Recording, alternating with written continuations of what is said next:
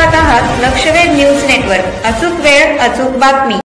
नमस्कार, मी पंजाब तक हवामान अभ्यासक मुक्काम पोस्ट गुगली सुमंगाव तालुका शिरूर जिल्हा परभणी। आज आहे 18 मे 2024।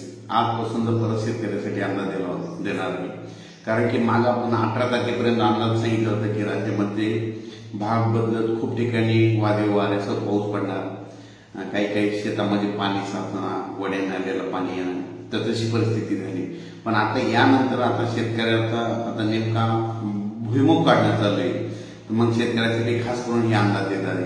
आता शेतकऱ्याला सांगू इच्छितो, आज आहे 18 मे 2024। तर आजपासून शेतकऱ्याला सांगतो 18, 19, 20, 21 दरम्यान फक्त 18, 19, 20 ते 24 दरम्यान फक्त पश्चिम महाराष्ट्रातून कोकणपट्टी भागाकडे तुरळक ठिकाणी पाऊस पडणार आहे। म्हणजे तो पाऊस सातारा,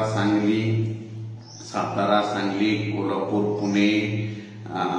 पुणे तसेच नाशिक यापर्यंत पाऊस 24 तारखेपर्यंत विखुरलेल्या स्वरूपात पडणार आहे, म्हणून हा अंदाज लक्षात घ्यायचा। त्याच्यानंतर राज्यामध्ये 27 तारखेच्या नंतर पुन्हा एकदा वातावरण चेंज होणार आहे, म्हणून हे अंदाज लक्षात घ्यायचा। पण जे अवकाळी पावसाचं वातावरण होतं ते आता म्हणजे राज्यातलं सगळीकडलं आजपासून उद्यापासून थांबणार आहे। म्हणजे आज देखील बऱ्याच ठिकाणी थांबणार आहे, म्हणून हे अंदाज लक्षात घ्यायचा।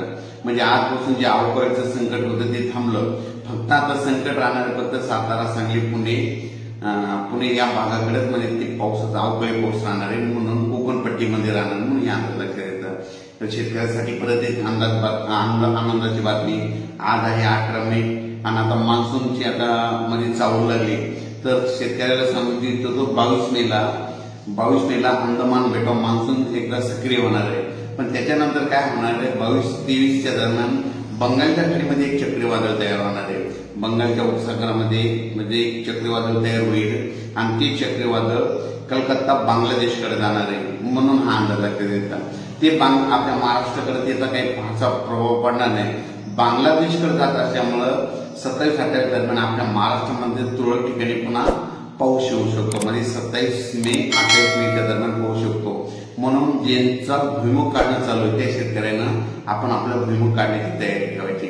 आणि एकंदरीत परिस्थिती बघितली तर राज्यामध्ये देशाचं बघायचं झालं तर म्हणजे आता म्हणजे 18 मे पासून ते 27 मे पर्यंत जवळपास आंध्र प्रदेश, तेलंगणा, केरळ, कर्नाटक, तामिळनाडू या भागामध्ये अवकाळीचं खूप म्हणजे पाऊस पडणार आहे, म्हणून त्या राज्यातील शेतकऱ्यांनी हा अंदाज लक्षात द्यायचा।